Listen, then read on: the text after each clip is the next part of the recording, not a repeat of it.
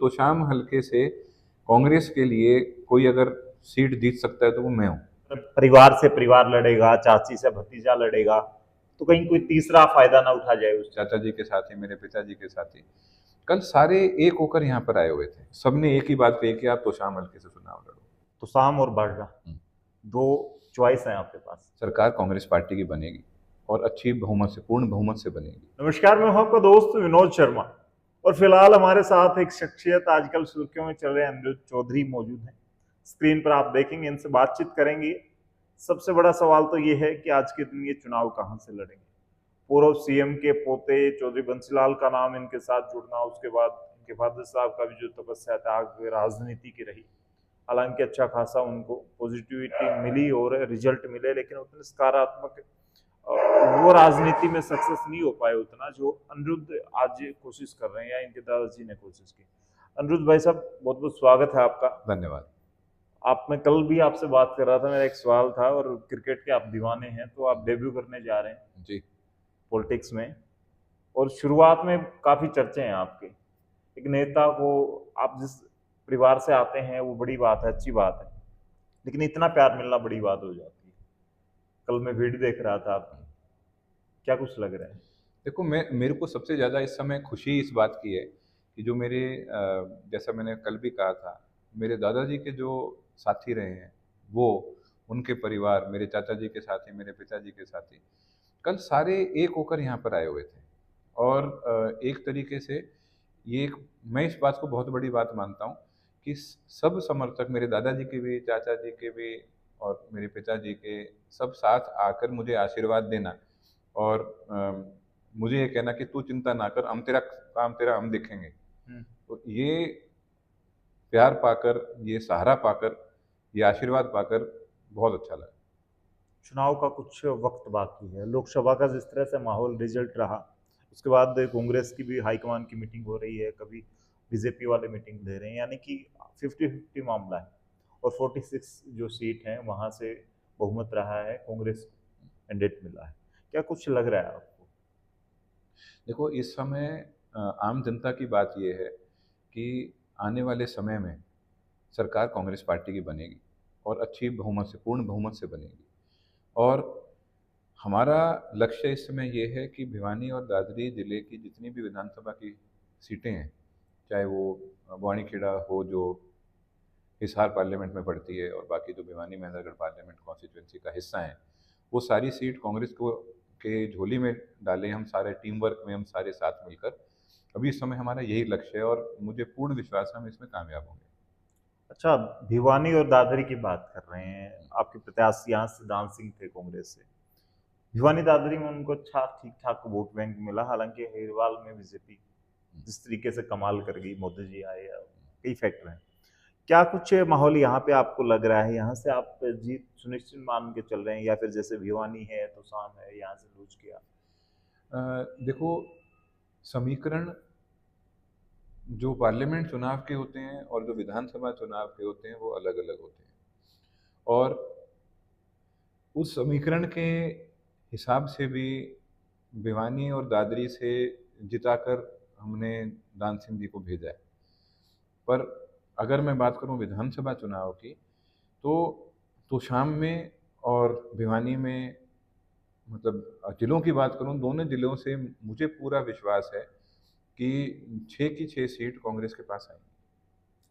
तो शाम और बारडा, दो चॉइस हैं आपके पास, और लोग उम्मीद कर रहे हैं कि आप कहाँ से लड़ेंगे। वर्कर कल तोशाम के यहाँ पे थे, लेकिन हमारी वीडियो जब आपकी जाती है तो बारडा वाले कमेंट करते हैं दिल से। क्या लगता है आपको, एक वो बारडा जो 28,000 से कांग्रेस में जिताता है, एक वो तोशाम जो सिलेक्शन में 8,000 के समथिंग कांग्रेस को हराता है, कौन सी चॉइस रहेगी।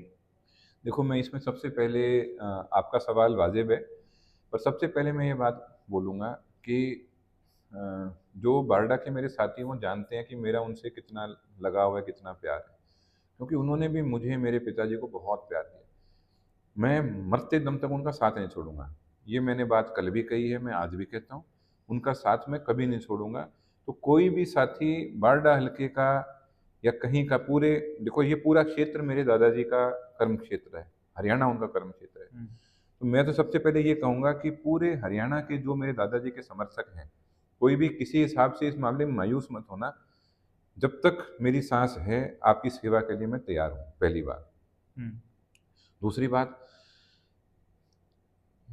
बनने के बाद मेरे को काम इस पूरे इलाके में करना है, चाहे वो बारडा हो, चाहे वो तोशाम हो, चाहे वो लोहारू हो, चाहे वो दादरी हो, भिवानी हो, काम मुझे सारा करना है। कल आपने जैसे देखा, तोशाम हलके के सारे पुराने कर्मठ जो कार्यकर्ता रहे हैं हमारे परिवार से जुड़े हुए, सब यहाँ मौजूद थे और सबने एक ही बात कही कि आप तोशाम हलके से चुनाव लड़ो। मैं ये जानता हूँ आज के दिन मेरे लिए चाहे बारडा हो चाहे तोशाम हो, दोनों मेरे लिए बहुत अच्छी सीट हैं, दोनों मेरे लिए बहुत सेफ सीट हैं। और मेरी जो व्यक्तिगत इच्छा है वो मैं मेरे वर्करों को बता चुका हूँ, हमारे साथियों को बता चुका हूँ, पार्टी के लीडरों को मैं बता चुका हूँ। पर मैं पार्टी का एक बहुत अनुशासित सिपाही हूँ। मैं इस बात को भी बड़े विश्वास के साथ ये कहता हूँ कि जो मेरी इच्छा है वो इच्छा के हिसाब से मेरी इच्छा का की वो कदर करेंगे, वो ध्यान रखेंगे। पर जैसा पार्टी निर्देश देगी मैं वो करूँगा, क्योंकि हमारा लक्ष्य क्या है? हमारा लक्ष्य ये है कि कांग्रेस पार्टी की सरकार बनानी है। जब कांग्रेस पार्टी की सरकार बनाएंगे तभी हम जनता के लिए ठीक तरीके से काम कर पाएंगे। तो उस चीज़ के लिए सबसे ज़रूरी बात यह है कि हम यहाँ से ज़्यादा सीटें लेकर आएँ। और मैं ये जानता हूँ कि तोशाम हलके से कांग्रेस के लिए कोई अगर सीट जीत सकता है तो वो मैं हूँ। और बारडा हलके से भी मैं ये जानता हूँ कि वहाँ से सीट मैं जीत सकता हूँ। और हमें अपना नंबर सबसे ज़्यादा लेना है, तो सबसे बड़ों से, बुजुर्गों से, सबसे सलाह मशवरा करके हम काम करेंगे। पर मैं ये भी बताता हूँ, मेरे लिए तोशाम बहुत प्यारा है, मेरे लिए बारडा बहुत प्यारा है। और एक बात, सब एक बात कहते हैं कि हमारे इलाके की जो राजनीति है, मेरे दादाजी की जो राजनीति है उसकी शुरुआत तोशाम हलके से हुई थी। और तोशाम हलके के जितने भी समर्थक आए, वर्कर आए, उन्होंने यही बात मुझे कही कि आप इस बात का ध्यान रखें कि हम चाहते हैं आपसे यहाँ से आप चुनाव लड़ें। क्यों? क्योंकि ये चौधरी बंसीलाल का इलाका है, इसको आप ही संभाल सकते हो। आप में हमें जो चीज़ें दिख रही हैं, हम आपको देखकर हमें चौधरी बंसीलाल याद आ रहे हैं, हमें चौधरी सुरेंद्र सिंह याद आते हैं, आपके पिताजी की याद आती है। और हम ये चीज़ देखते हैं कि आप जो हमको जो उम्मीद है उस उम्मीद पे आप खरे उतरेंगे। और मतलब मुझे उन्होंने बहुत गंभीरता से इस बात पे सोचने के लिए मजबूर जरूर किया है। लेकिन अगर बात करें तो शाम से आप चुनाव लड़ने की आपकी इच्छा है, कार्यकर्ता चाहते हैं, लेकिन वहां से आपकी चाची 4 बार चुनी गई है और आज वो आपकी दूसरी पार्टी में, विरोधी पार्टी में है, तो उनके सामने पहला चुनाव लड़ना आपको लगता है कहीं? मैं सबसे पहले बात ये बोलूंगा कि पिछली 4 बार से तोशाम ने कांग्रेस पार्टी के उम्मीदवार को जिताया है और इस बार भी कांग्रेस पार्टी के उम्मीदवार को ही जिताएंगे। और दूसरी बात क्या है कि जो वर्कर हैं उन्होंने एक बात कही है कि हम चाहते हैं कि चौधरी बंसीलाल जी के परिवार का कोई सदस्य तोशाम से टिकट लेकर आए, तब हम उनको अच्छे तरीके से जिताकर यहाँ से भेजेंगे। तो ये बात मुझे पक्का है, मुझे पूरा विश्वास है, मैं इस बात में बिल्कुल निश्चिंत हूँ कि मेरे को अगर तोशाम से टिकट मिलती है, मैं तोशाम कांग्रेस के लिए जीत के लाके दूंगा। लेकिन परिवार की आपने जैसे हिसार में देखा, देवरानी, जेठानी, ससुर, आपस में जो परिवार लड़ता है तो कोई तीसरा निकल जाता है और वहां से वो रिजल्ट भी रहा, हालांकि वो आपकी कांग्रेस के प्रत्याशी थे। आपको लगता नहीं यहाँ पर परिवार से परिवार लड़ेगा, चाची से भतीजा लड़ेगा, तो कहीं कोई तीसरा फायदा ना उठा जाए उस चीज का? देखो, इस बारे में मैं एक ही बात कहूँगा कि दो पार्टी के जो आज के दिन जो दो सबसे प्रबल पार्टियां हैं उनके उम्मीदवार हैं, उनके बीच में मुकाबला होने वाला है, एक कांग्रेस पार्टी से और एक भारतीय जनता पार्टी से।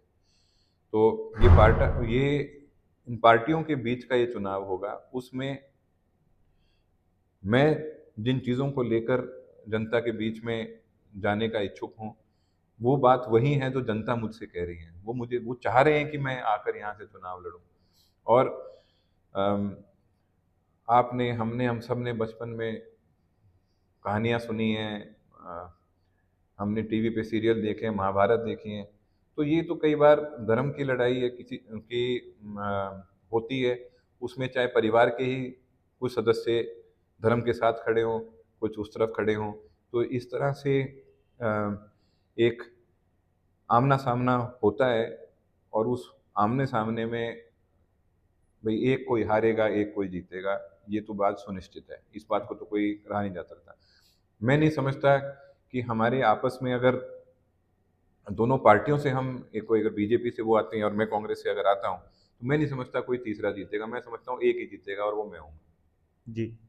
आपके पिताजी 2005 में एमएलए बने, उसके बाद 3 बार लगातार उनका इलेक्शन लूज कर जाना। क्या लगता है उनसे आपको बहुत कुछ सीखने को मिला होगा? इंटरनली भी उन्होंने आपको राजनीतिक दांव पे सिखाए होंगे, आपके दादाजी का भी अनुभव। तो ये अनुभव और वो जो वीक रहे वहां पर, उन चीजों पर आपको क्या कुछ चर्चाएं आपके दिमाग में चल रही मैं आपको एक बात बताना चाहता हूँ कि ऐसा है, मेरे पिताजी वहाँ कभी वीक नहीं रहे। हैं? बारडा में उनका लगातार उनकी वोट बढ़ती नहीं है। चुनाव समीकरण के होते हैं, वो समीकरण इस तरीके के कई बार बन जाते हैं जिसके कारण आपकी वोट बढ़ने के बावजूद भी एक स्थिति दूसरी बदल जाती है। जैसे अगर मैं पिछली बार का कहूँ, पिछली बार के चुनाव में जेजेपी और इनेलो की जो आपस में इनकी फूट हुई, इनका ये दो अलग अलग पार्टियां बनी, उसके कारण लोगों की रुचि और लोगों का ध्यान उस चीज़ में थोड़ा ज़्यादा चला गया था। दूसरी चीज़ क्या थी कि उस समय सब इस बात को जानते हैं कि कांग्रेस के अंदर एक किसी ने उनके साथ कोई समझौता कर रखा था, तो वो एक भीतरी गाज थी।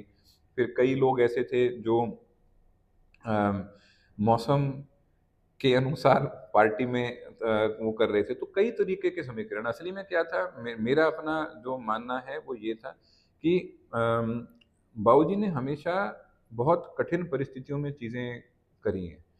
और इसलिए हमेशा मैंने एक चीज़ देखी है कि जहाँ बाबूजी होते हैं, तो जहाँ भी और कोई अपने आप को थोड़ा बहुत भी अगर लीडर मानता हो या नेता हो, चाहे विधायक हो, चाहे वो एमपी हो, वो सारे इस चीज़ को लेकर इकट्ठा होते थे कहीं ये ना जीत जाए। क्योंकि उनको सबके मन में एक भय ये सताता था मेरे ख्याल से कि कहीं ये दूसरा चौधरी बंसीलाल तो नहीं बन जाएगा हमारे इलाके में, जिसके कारण हम सब फिर हमारी कोई कोई तवज्जो नहीं रहेगी, हमारा कोई वैल्यू नहीं रहेगी।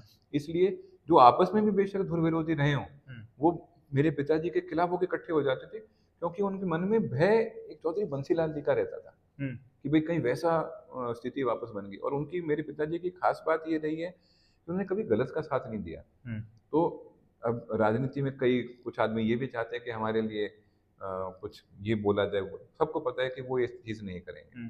तो वो अपने उसूलों के हमेशा पक्के रहे हैं, और इसी के कारण उनका हर बार राजनीतिक ग्राफ बढ़ा है, हर बार वोट उनकी बढ़ी है। तो मैं ये उनको ये कामयाबी मानूंगा, क्योंकि कोई ऐसा नहीं है जो अपने उसूलों पे इतना अडिग हो कि उसके हार जीत की परवाह नहीं। उसको ये है कि मैं अपने उसूल पे, एक बार मुझे ध्यान है मुढाल हल्के में एक चुनाव के दौरान कुछ भाई बोले मेरे पिताजी को, बाबूजी बाकी सब में ठीक चल रहा है, थोड़ी थोड़ी झूठ सरका दो, वारे न्यारे हो जाएंगे।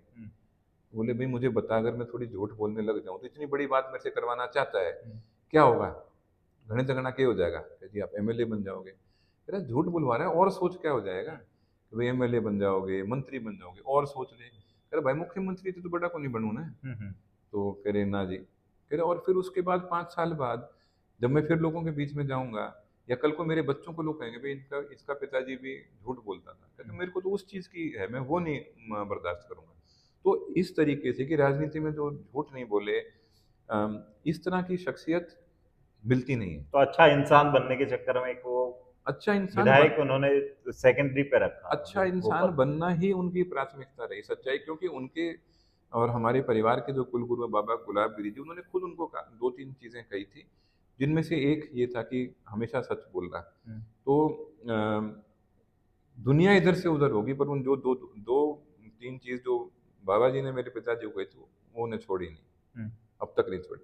अच्छा, एक सवाल, हरियाणा में किरण चौधरी जब से बीजेपी में गई है, आपके परिवार का भी मामला है, आपकी चाची भी हैं, लेकिन उन्होंने कांग्रेस छोड़ी है, तो कांग्रेस में भी चर्चाएं हैं, कांग्रेस के कुछ नेताओं की भी चर्चाएं हैं कि किरण चौधरी ने कांग्रेस छोड़ दी तो कांग्रेस कमजोर पड़ रही है।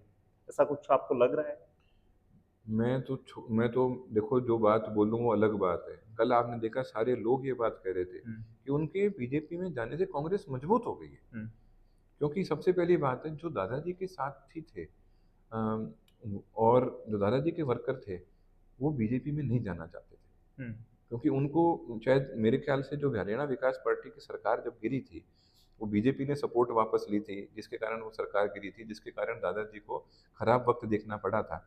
वो उनके मन में आज तक उस चीज़ की एक टीस है, और इसलिए सबने कहा था भाई ठीक है, हम भारतीय जनता पार्टी में नहीं जाएंगे। उनका ऐसा आज के दिन सबके उनके मन में ऐसी भावना है हम्म, कि हम ऐसा ये नहीं करेंगे। तो उसके कारण एकजुट होकर वो अम, मतलब मुझे सपोर्ट करने लगे। हम्म, मतलब मैं, बल्कि मैं गलत नहीं होऊंगा अगर इस बात को कहूँ कि एक ही दिन में मेरे प्रति लोगों का रुझान इतना बढ़ा जिसकी मुझे आशा नहीं थी। मैं आपसे झूठ नहीं बोला, मुझे आशा नहीं थी, उम्मीद थी, हम्म।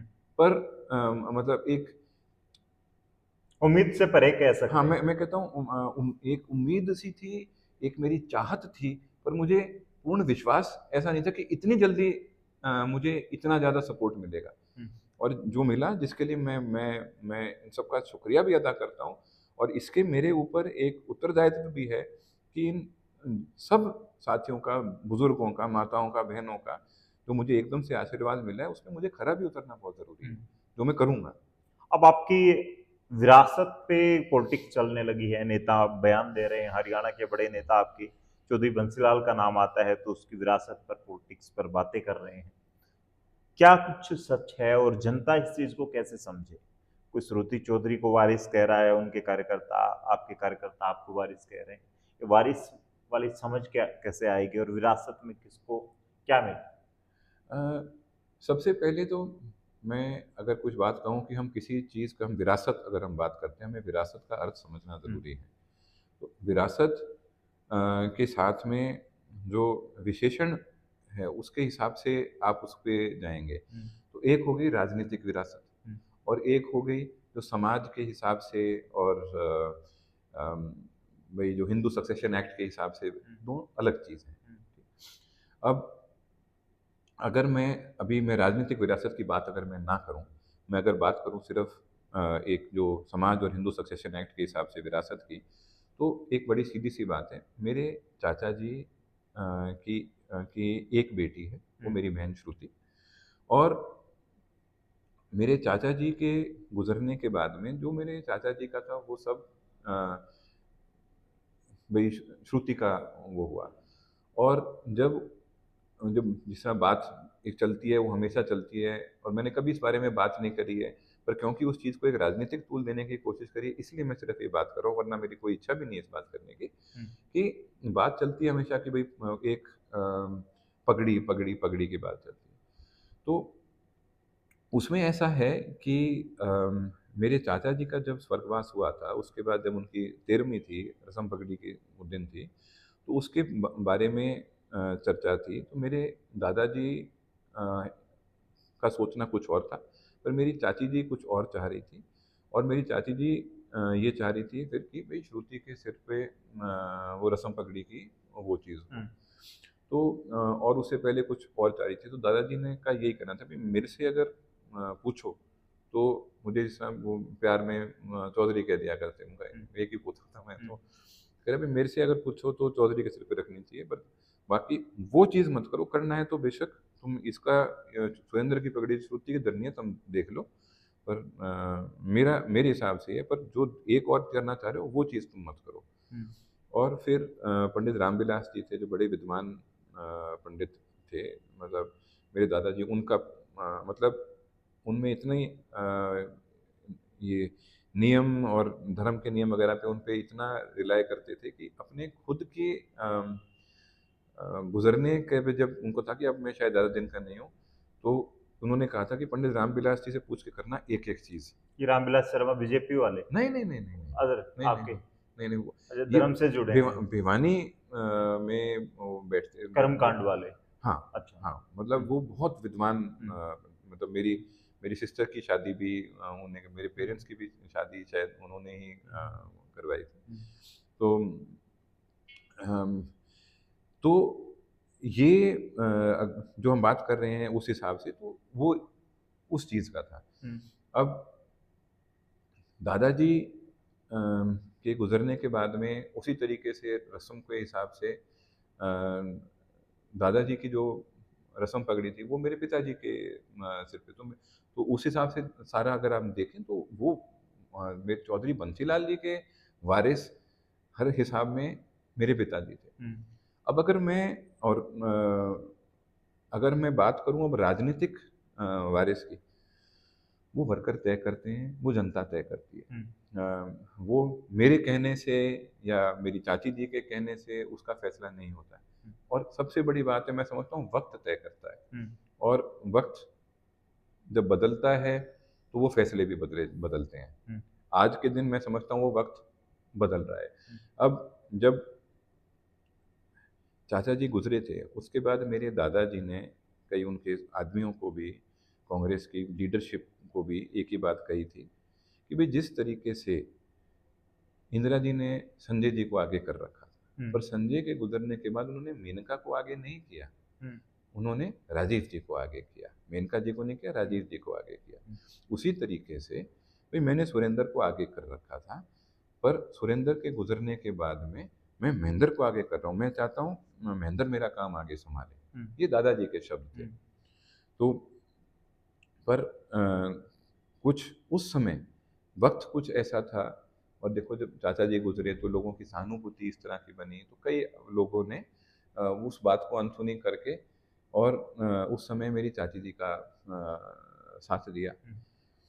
आज के दिन वही सारे ये महसूस करते हैं कि उनके साथ में धोखा हुआ है। वो ये सब महसूस करते हैं कि यार ये क्या हुआ। जैसे कुछ लोगों ने मुझे ये बात कही, उनके बिल्कुल खास खास जो दादाजी के चाचा जी के वर्कर थे, कि जी इतना दुख हमें या तो तब हुआ था जब सुरेंद्र सिंह जी की डेथ हुई थी, या अब हुआ है जब ये बीजेपी में गए। तो जो वारिस की अगर बात करें, वो करें सारा, तो राजनीतिक वारिस की करें तो आज के दिन लोगों का मन इस समय मेरी तरफ बहुत प्यार दे रहे हैं, मेरे को पूरा सहयोग दे रहे हैं, मुझे साथ दे रहे हैं। तो मेरे मुंह से कहने से कुछ नहीं होता, वो तो जनता का रुझान बताया। क्या कह सकते हैं 2024 का जो ये रिजल्ट है इलेक्शन का परिणाम, ये भी बहुत कुछ तय करेगा, और ये जनता का जनादेश होगा, और ये विरासत का संदेश भी होगा। मैं ये कहना चाहूंगा इस मामले में कि इस समय जो जनता की भावना, जो मेरे दादाजी के वर्करों की और साथियों की और परिवारों की, साथ में जुड़े हुए परिवारों की जो भावना है, वो अपने आप में एक बहुत बड़ा संकेत इस समय हो चुका है। मेरा ये मानना है। चलिए, ये थे अनिरुद्ध चौधरी। बातचीत बड़ा खुल के करते हैं। इनसे बात करते वक्त हमें भी ये नहीं रहता कि एक सवाल इनसे ना पूछें, क्योंकि खुल के बात करते हैं, बड़ा अच्छा लगता है। स्पेशली हम इनकी कई चीज़ें आपको दिखाते हैं तो आपकी प्रतिक्रिया काफ़ी ज़्यादा होती है, लोगों को इंटरेस्ट है, क्योंकि बड़े परिवार से आते हैं। चौधरी बंसीलाल का नाम, उसके बाद इनके फादर साहब, इनके चाचा जी और चाची जी भी परिवार में तो हैं। लेकिन आपस में आपने सुना है, पार्टियां कहती हैं, नेता कहते हैं कि मतभेद हैं, मनभेद नहीं। यानी बहुत सारी बातें हैं जो आप कमेंट के माध्यम से लिख सकते हैं। 2024 के इलेक्शन में अपना डेब्यू करने जा रहे हैं अनिरुद्ध चौधरी। तो क्या कुछ लगता है आपको, क्या सिचुएशन लगती है, और कहाँ से ये चुनाव लड़ें तो बेहतर परिणाम निकल सकते हैं? आप जनता हैं, आप तय करें, कमेंट में लिखें। मैं कोशिश करूंगा अनिरुद्ध जी भी उन कमेंट्स को पढ़ेंगे। तब तक के लिए धन्यवाद। राम राम, जय हिंद।